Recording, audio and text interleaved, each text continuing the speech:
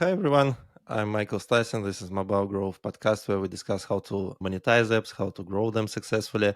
And we have been thinking a lot about using influencer campaigns for app marketing recently. And we have been looking for some time to talk to someone about this, someone who knows how to do it right.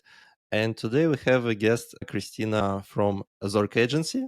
And Kristina is actually an expert exactly in this topic. So, hi, Kristina, how are you? Hi, Michael. Thank you for having me here. I'm glad to share my experience in influencer marketing. If you have any questions, and if guests after hearing this podcast also have questions, please feel free to contact me. Yeah, maybe you can start with telling us a little bit about Zorka.Agency. I know you have some great clients in mobile vertical. Can you tell us a little bit about that? Sure. Zorka.Agency is influencer and performance marketing agency. We are mainly focused on building ROI forecasted strategies that help our clients to scale up. And if you ask about me, I'm head of influencer marketing department, and I started my career in this field more than 5 years ago.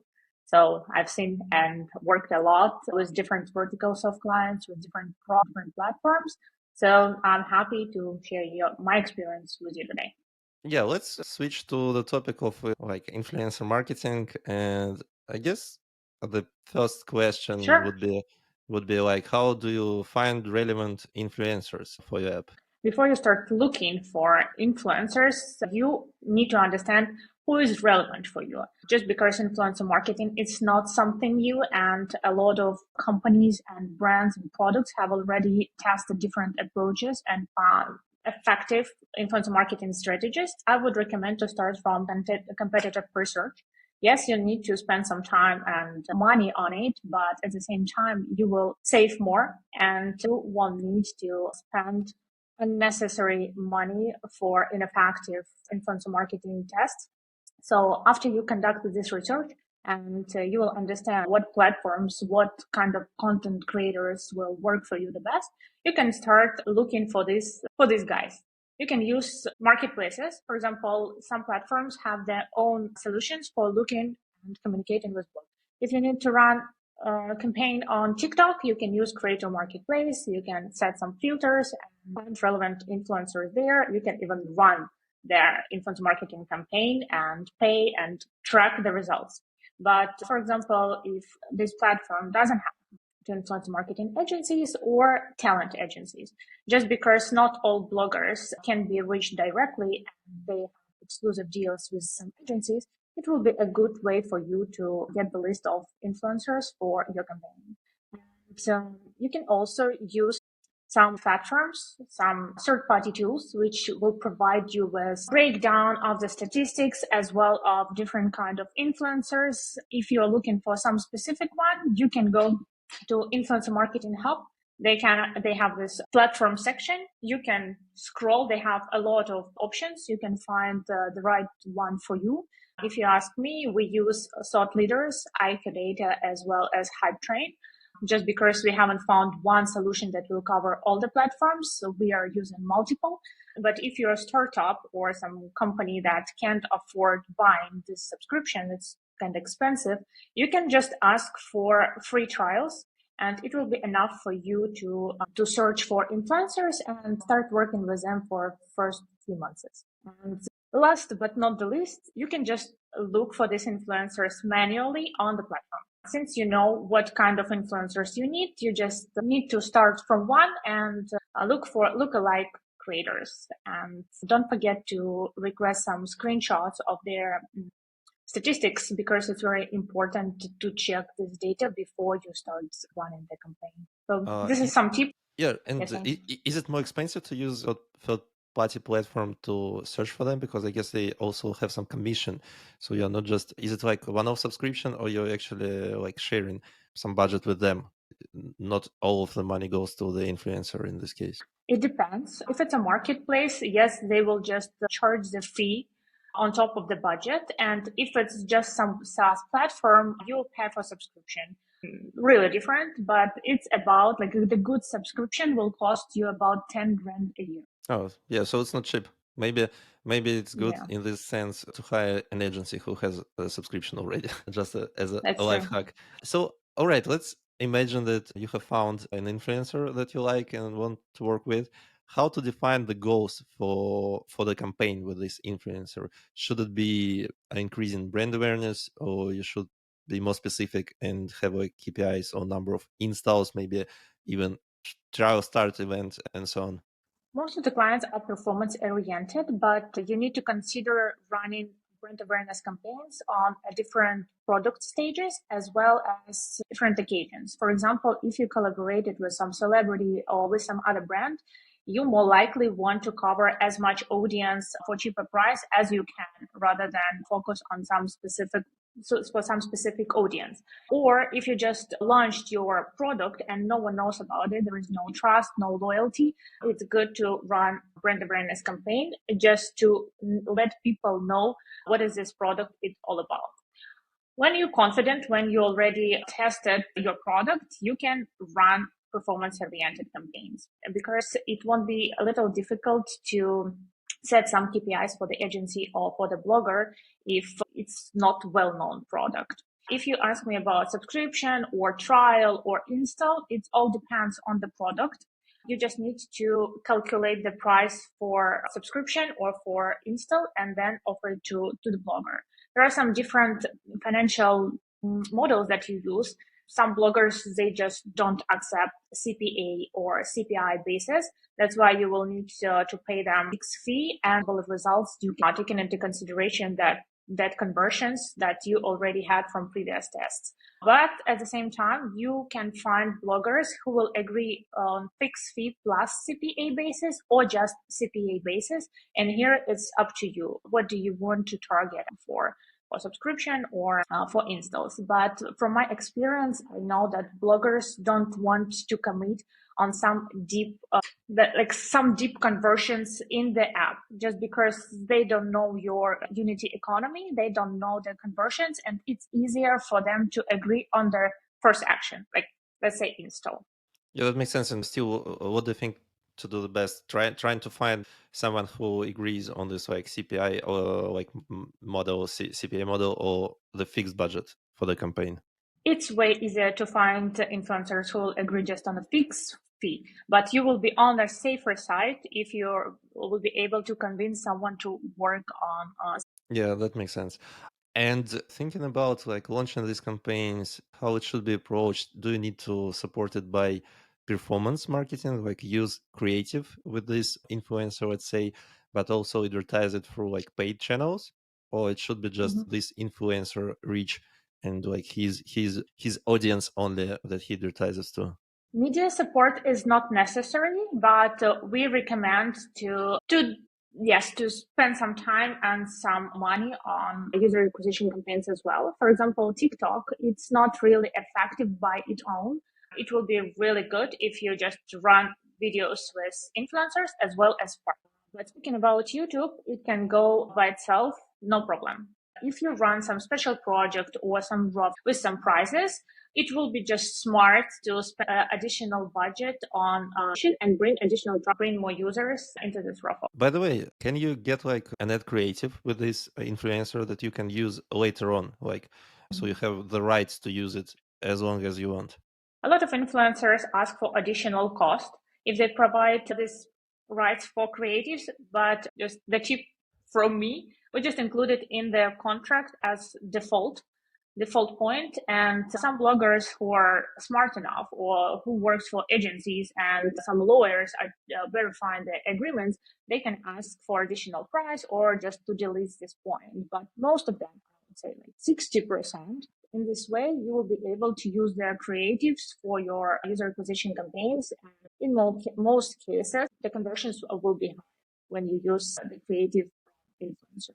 And as an agency, would you like provide these creatives to the clients? Can they use it after working with you? Sure, yes. This is one of the benefits of influencer marketing. You can use these creatives for at least like half a year and then bring more users using these videos. Got it. Let's talk about the platforms then. There are like a lot of options these days. You can use Instagram, TikTok, Snapchat, YouTube, LinkedIn. Maybe there are even influencers there now these days. So what would you recommend? I don't think that there is any. platform that will work for every product. You need to test and you need to find the best platform that will work for you. Also take into consideration the lifetime value of the product. If it's too low, I don't think YouTube or Twitch or maybe LinkedIn would be that profitable for you. It's better to go to TV. Also, think about your audience. You can go, it's just a Googleable information, or you can ask even ChatGPT where my audience is. For example, if you're looking for motherless kids, they more likely be on Instagram. Yeah, you will be able to find them on YouTube as well, on TikTok, but they won't that active there. So in this way, we'll recommend to go to Instagram. Or if you have a fitness app, you can find your audience in all platforms. In this way, we'll recommend you to run cross-platform campaign, and you can also request some videos from the blogger on different channels. They can modify the content and try to reach the audience on every social media they have. So there is nothing like a universal that, okay, you can go and get the results only on this platform. Every platform has a good quality audience. If it matches with the audience of your app, just go there. Got it. And in these campaigns, should you use promo codes, maybe some prices, maybe product reviews? Are there any like techniques that works the best for influencer campaigns? We always recommend to provide some incentives for the audience when you run influencer marketing campaigns, just because they won't be that motivated to go through this tracking link or use this QR code or promo code if it's the same deal that they can get through their app store or just Google it. So we highly recommend to provide something from the blogger himself. For example, special promo codes from me as a blogger, or if you can also conduct some raffle and provide some prizes for the audience who will communicate with your brand. It will also increase conversion rate. It will be better result overall. Yeah, sure. You use as much as you can, but we understand that ruffles and all those prizes, they just increase the cost of the campaign. So be smart. Just don't throw there a lot of prizes on the audience. It should be more engaging mechanic. It will be better if you work on retention. For example, conduct a raffle, but at the same time, you're not just providing the price randomly, but you ask your audience to use the app for 7 days in a row or 5 days in a row. In this way, you will be able to increase your retention as well as amount of paying users. And at the same time, you can give them as a benefit. Got it. I think the most interesting stuff is like in specific examples. Maybe you can provide some examples of successful influencer marketing campaigns for some specific verticals. Okay, so since we already started talking about some prices, I can share the example of one of our clients from vertical education. So when Apple announced some new items, they do it in a real time. So they do this live presentation, and it appeared that a lot of bloggers and streamers, they restream this presentation, and people are more engaged watching this kind of content because they are like commenting, they're throwing some jokes. So this is how we decided to promote the educational course. We came up with some game, really, really easy game like Tetris from our childhood that you need just like to press a button, and the bigger discount you can get for this educational course. And blogger announced that, okay, if you take part in the game, and he was playing this game also in real time, he said, everyone who completed this game and put the email to the section, he will get one of the prizes that will be announced on this Apple presentation. So we didn't know what's going to be, or the new iPhone or iPad, or so we saw a really high conversions just because people are waiting for this official presentation and they have nothing to do. They're just watching blogger who is playing. They were playing with him, and we collected a lot of people who were actually interested in the product, and ROI for this campaign was positive on their third day. And it's really rare for educational products because it's just a long funnel. First, you like communicate, and you give them some free webinars, and only then live stream. Is it a good idea to launch an app with influencer campaign? In this example, maybe was it just a launch of new product of the new app? or you can like improve your current user acquisition with influencer campaign? In this particular example, it wasn't something new. It was existing course, but you were able to get the discount for it. But if you're asking on what stage of your product you need to run influencer marketing campaign, I would say that you can start from the early stages. It's better if you think how you will run an influencer campaign in the future and will be able to bring some technical things in the app. For example, promo codes. Not everyone can provide it, and it's a great way to track the results and also motivate people to use your app. Also, you can collaborate with some influencers who can test your product.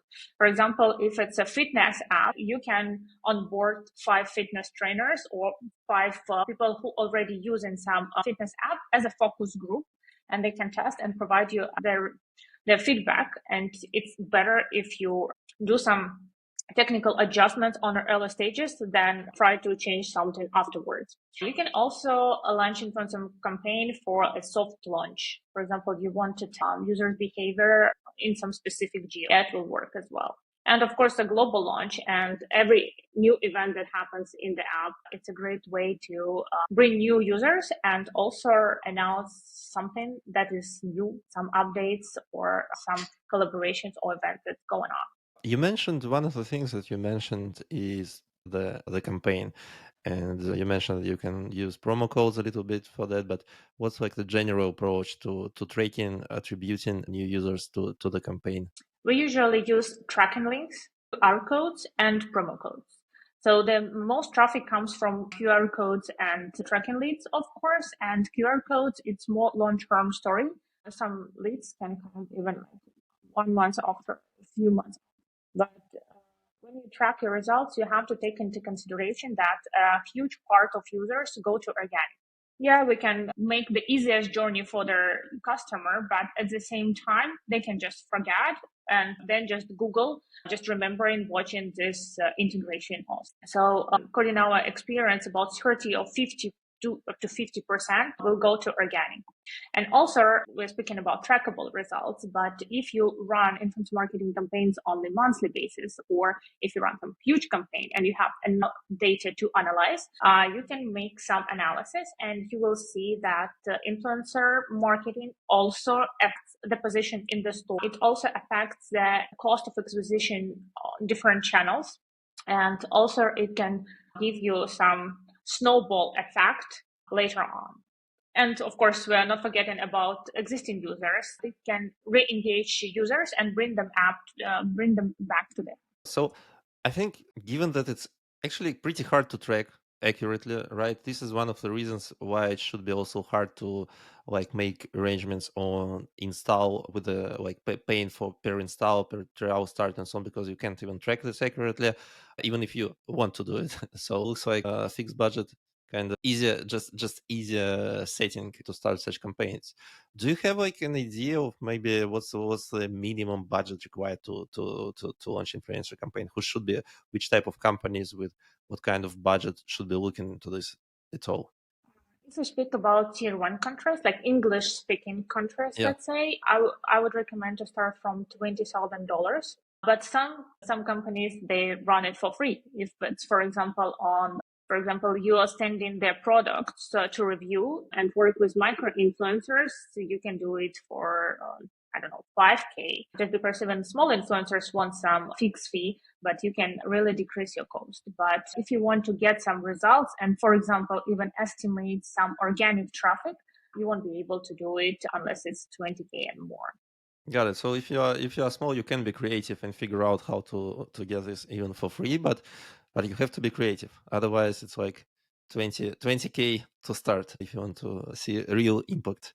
Yeah, but to see the real impact, even 20K is not enough, but at least you will be able to test some categories or some platforms to see what works for you and how you can adjust your strategy. And what should be the frequency then? Let's say 20K is per one campaign. How long does it take for this campaign? Is it like for 1 month? How much you should allocate for the year? So some of the brands, they run monthly campaigns. So every month they run into marketing campaign and treat influence marketing as one of their traffic sources. And some just dedicate their campaigns to some event. For example, new update in the app, or some course was announced, or some collaboration with some star, and they allocate a specific budget and run influence marketing campaign. So it's totally depends. There is no good formula that will work for Got it. everyone. Maybe it's a silly question to ask, but can it be like influencer marketing campaigns? Can it be more effective than like standard performance marketing stuff? Maybe you know cases where this works much better than like standard performance marketing. It can be. It all depends on creative. I can share one example from our experience. The brand, I'm not going to name the brand specifically, but it was audiobooks. Now, the app was audiobooks, and we came up with this creative idea that everyone is talking about body positivism, but we're going to talk about book positivism. So no one can blame you for what you read, or even if you finish the book, it's okay. It was, we found that audience really like this idea, that maybe they want to read but they don't have time, and then they finish the book and blame themselves. So we run this multi-platform campaign using TikTok, YouTube, and Instagram, and bloggers were sharing their real examples of what they like to read and how they couldn't finish the books in the school, or how their parents were blaming them that they don't read enough. And the results of this campaign were really good, better than user acquisition campaign. So the goal was about 35,000 per paying user, and we managed to do it in 12.5. And the CVR from view to paying user was 0.13%. It was really good results for them. And this is the example that yes, influencer marketing can work better than user acquisition. Got it. Got it. But I guess it's also important to have like good creative. And in this example, you have interesting approach with this, like that it's fine to not finish the book, I guess. So you don't have to feel guilty if you haven't finished the book, which happens to the best of us. Got it. So Yeah, what are some risks? Maybe there are some standard pitfalls working with influencers. Can you share your advice on that?